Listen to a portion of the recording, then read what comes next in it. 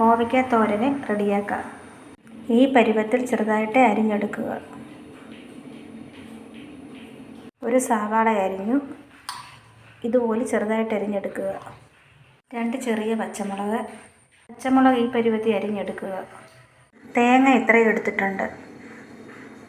ഇനി ഇതെല്ലാം കൂടെ ഒന്നിച്ച് ചേർത്ത് ഒന്ന് ഇളക്കി കൊടുക്കുക. സ്വല്പം മഞ്ഞൾപ്പൊടി ഇട്ട് കൊടുക്കണം. ആവശ്യത്തിനുള്ള ഉപ്പും.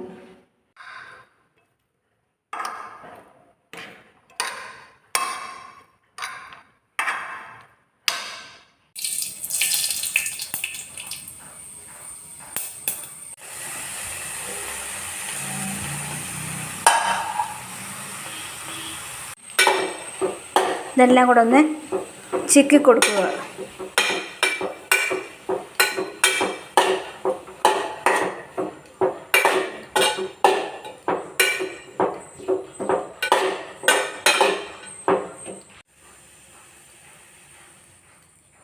കോവയ്ക്കത്തോരൻ എളുപ്പം വെക്കാവുന്ന ഒരു തോരനാണ്. ഇടയ്ക്കൊന്ന് ഇളക്കിയിട്ട് കൊടുക്കുക.